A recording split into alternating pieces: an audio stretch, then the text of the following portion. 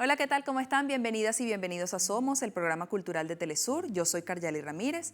Ya estamos todos listos para compartir con ustedes esta media hora de arte, esta media hora de cultura, esta media hora de Somos. Vamos a ver un pequeño resumen de lo que tenemos preparado para ustedes. Adelante. Somos, el programa cultural de Telesur, inicia con la información más destacada de los pueblos del mundo. En México se inauguró la Feria del Libro de Morelos 2026. Y tras las denuncias de Irán, la UNESCO expresó su preocupación por el impacto de los ataques de Israel y Estados Unidos en más de 50 sitios históricos del país persa. Además, en España, el Festival Teatralia cumple 30 años acercando la dramaturgia al público infantil y juvenil. Todo esto y mucho más, hoy en Somos. Todo esto y mucho más hoy en Somos. Nuestras redes sociales, @SomosTelesur, tanto en Instagram como en X. Y nuestra cuenta de YouTube es @SomosTelesur1931. Nos vamos a pausa, ya regresamos.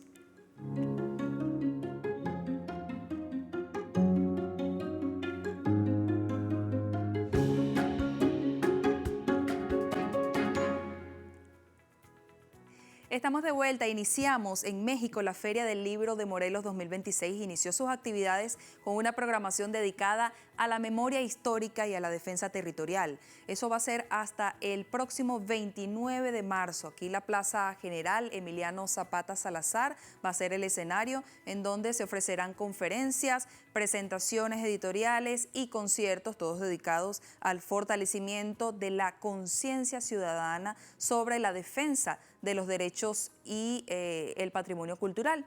El encuentro reafirma el compromiso del gobierno de Morelos en acercar las artes y también en promover el hábito de la lectura como un derecho humano y una herramienta para el bienestar colectivo de todos los ciudadanos.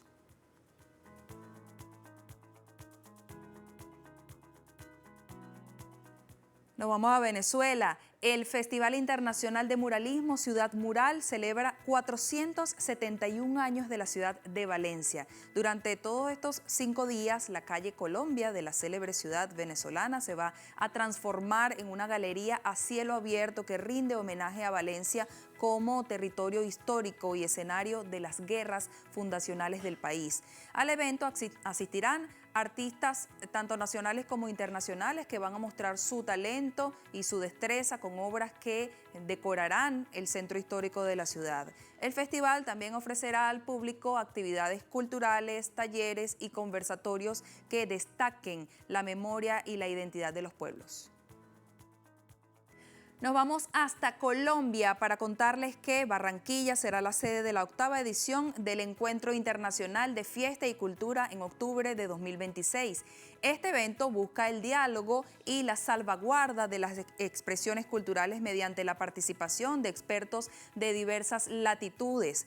La capital del Atlántico obtuvo la distinción de sede gracias a su carnaval, reconocido como Patrimonio Cultural por la UNESCO. Las sesiones académicas van a ocurrir desde el 28 hasta el 30 de octubre en la Fábrica de Cultura, donde van a estar investigadores, gestores para discutir todas estas complejidades del patrimonio inmaterial. La organización mantiene abierta una convocatoria para la presentación de trabajos sobre ritos, tradiciones y sostenibilidad de las fiestas populares. Este foro tiene el objetivo de impulsar políticas para la preservación de la identidad.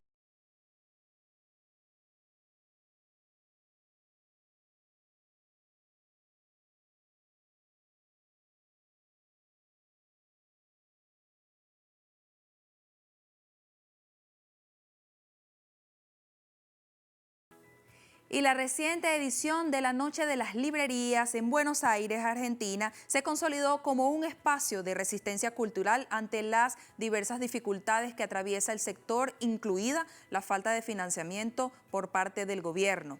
Con calles llenas y una programación que incluyó presentaciones de libros, talleres e intervenciones artísticas, el evento cerró de manera exitosa con una experiencia colectiva. Pero en el contexto actual, marcado por tensiones económicas debido a las políticas anticulturales del presidente Javier Milei, la Noche de las Librerías sigue planteando estrategias que contribuyan a devolver el auge que anteriormente tuvo gracias al apoyo gubernamental desde su creación en el 2007.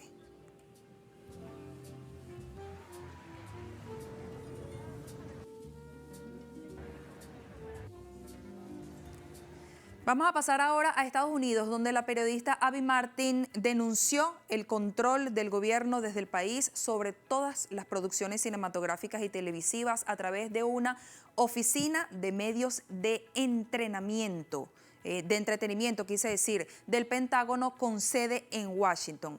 Martin señala que un funcionario admitió el hecho delante de una cámara. Vamos a escuchar parte de lo que dijo. Todo lo que se ve en la televisión, no solo en películas o series, sino también en documentales. Siempre que ves una figura militar en una entrevista oficial, supervisan el proceso editorial del proyecto. Ellos tienen que ver el guión final y tienen que dar su aprobación a lo que dices. Así que eso fue básicamente lo que me dijeron. Tienen que tener un control editorial sobre la película para poder dar una respuesta, aunque su respuesta sea un componente central de la película.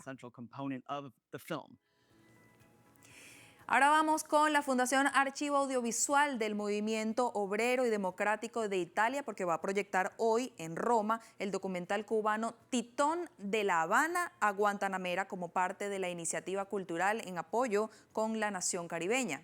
El evento se suma a otras acciones en apoyo a Cuba, como la flotilla Nuestra América, que llevó ayuda humanitaria a ese país ante el recrudecimiento del bloqueo económico por parte de Estados Unidos. El encuentro tendrá lugar en la Sala Sabatini y contará con la asistencia del embajador de la isla en Italia, Jorge Luis Cepero, junto a una transmisión en vivo desde La Habana con la intervención de la directora de la cinta, Marta Ibarra. Italia se suma de esta forma a todas las naciones que han promovido espacios de formación y de reflexión sobre la situación en Cuba.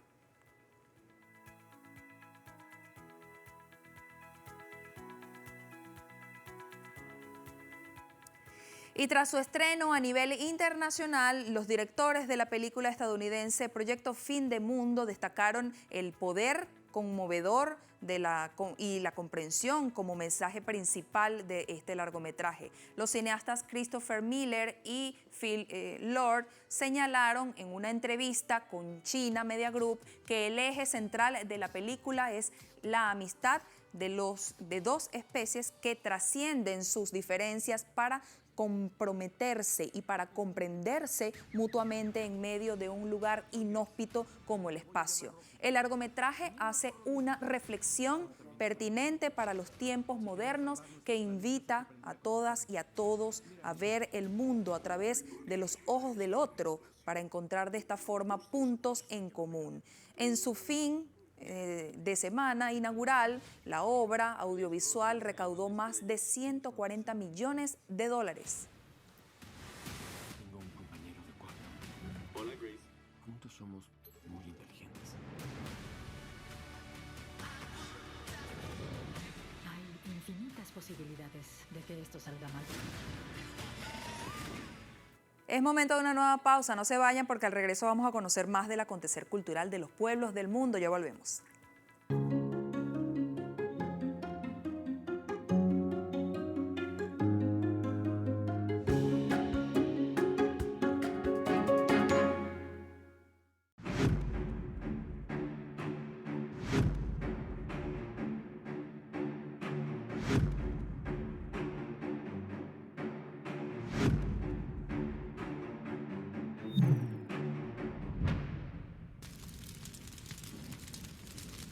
Gracias por estar de vuelta con nosotros. Tras las denuncias de Irán, la UNESCO expresó su preocupación por el impacto de los ataques de Israel y de Estados Unidos en diversos sitios históricos del país persa. Vamos a ver más a continuación. Un gran número de lugares históricos y patrimoniales de Irán se han visto afectados por los ataques ejecutados por Israel y Estados Unidos. Una acción que ha originado el repudio de otros países y organizaciones internacionales. Una de ellas ha sido la UNESCO, que expresó su preocupación por los destrozos en estos monumentos protegidos e importantes para la identidad iraní y la historia mundial.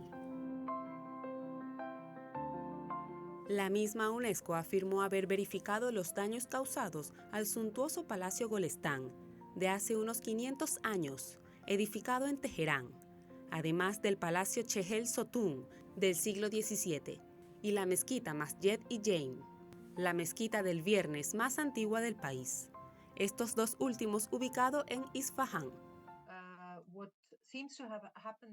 Lo que parece haber ocurrido en Golestán, pero también en otros casos en Irán, es que los sitios afectados han sufrido daños colaterales. En el caso de Golestán, un edificio contiguo al palacio fue alcanzado. Las olas y la explosión también impactaron el edificio, causando daños en las ventanas y la estructura. Por supuesto, cuando la situación de seguridad lo permita, necesitaremos ir a verificar los daños in situ. Esta postura de la UNESCO llega luego que el Irán calificara de inaceptable su silencio e inacción ante lo ocurrido en estos sitios, inscritos como Patrimonio de la Humanidad. Desde el gobierno iraní catalogaron estas destrucciones como un crimen a la cultura y el arte, al tiempo que pidieron acciones globales urgentes para detener las agresiones. Al respecto, la directora de la entidad de Cultura y Emergencias de la UNESCO recordó la responsabilidad que tienen todas las partes en la protección y resguardo de los diversos sitios culturales de todo el mundo.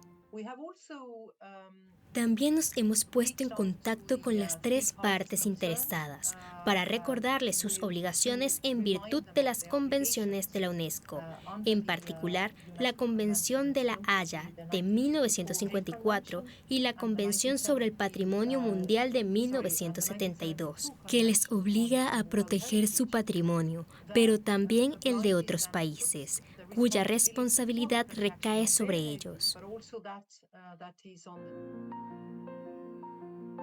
Además de Irán, la Organización de las Naciones Unidas para la Educación, la Ciencia y la Cultura aseguró que también hacen seguimiento y una evaluación a los daños causados en otros lugares como Líbano, debido a las agresiones de Washington, y Tel Aviv, sobre Asia Occidental.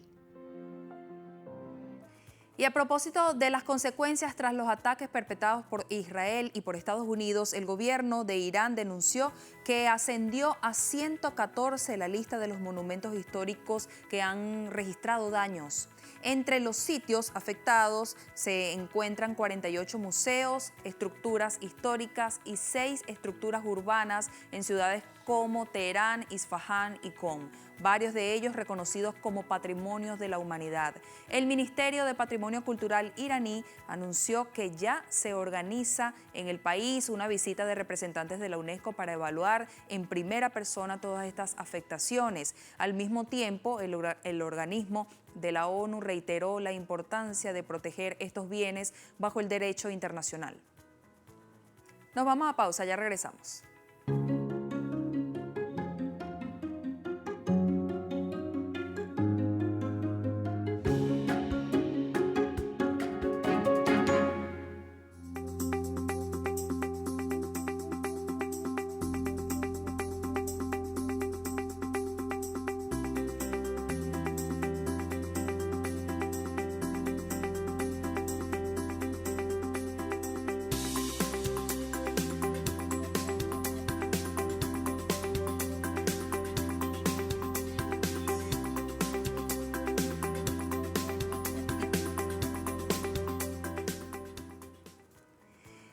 Gracias por estar de vuelta con nosotros. Les contamos ahora que nos vamos a hablar de teatro y nos vamos hasta la península ibérica, más en concreto en Madrid.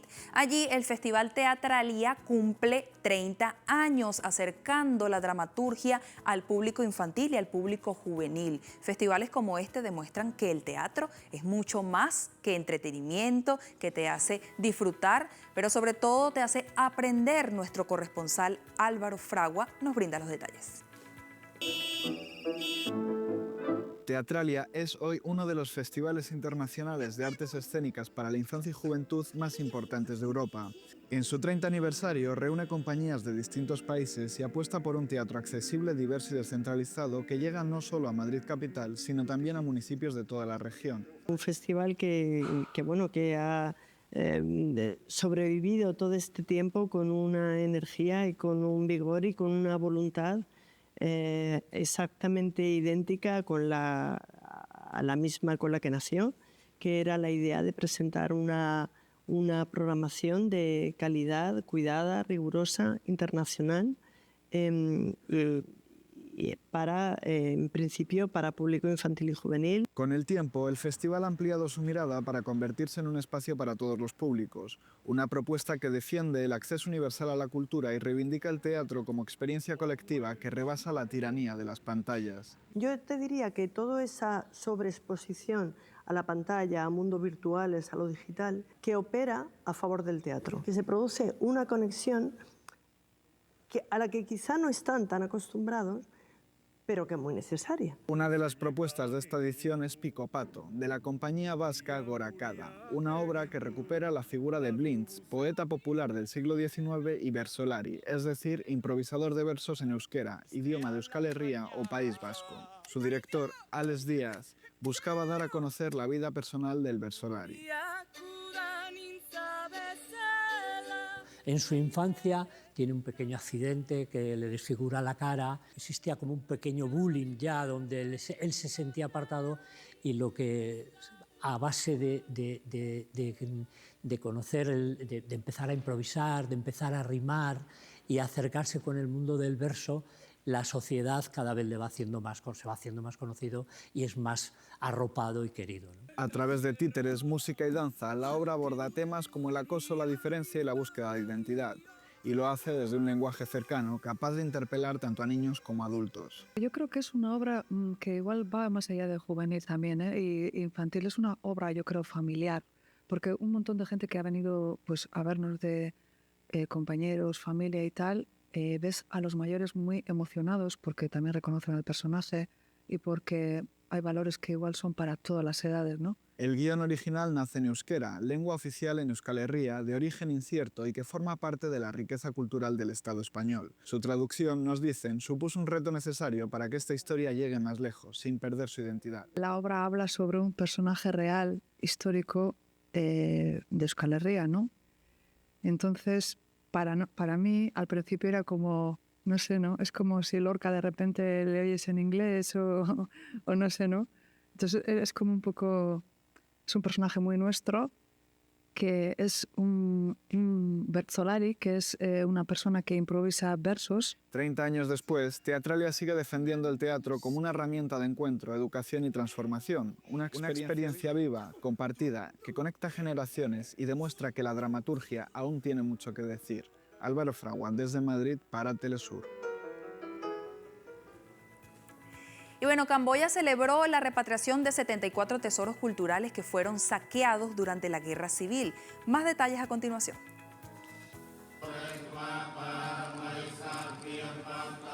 Autoridades de Camboya recibieron 74 piezas con una ceremonia oficial donde monjes budistas esparcieron flores en señal de bienvenida.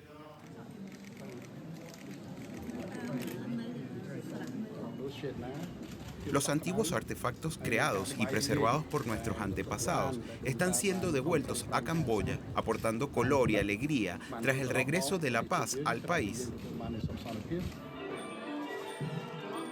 La devolución de los tesoros es producto de un acuerdo logrado en 2020 con la familia del fallecido Douglas Latchford, un coleccionista británico acusado de liderar una red internacional de contrabando de arte. Se estima que el saqueo ocurrió durante la Guerra Civil y el régimen del Khmer Rojo en los años 70. Los artefactos fueron traficados a través de Tailandia para ser vendidos a coleccionistas e instituciones en Occidente. En 2019, la justicia de Estados Unidos acusó a Latchford de falsificar documentos para legalizar el tráfico. Su muerte impidió el juicio, pero el caso sentó un precedente para la recuperación del patrimonio camboyano. La colección incluye esculturas de arenisca y piezas de bronce que datan de los siglos IX y XV. Para el pueblo camboyano no son solo objetos, representan el regreso de las almas de sus antepasados y la recuperación de la identidad nacional y la sanación de las heridas del pasado. La repatriación se enmarca en una tendencia global, donde países del sur global exigen la devolución de su patrimonio cultural, que fue expoliado durante épocas de conflicto e intervención extranjera.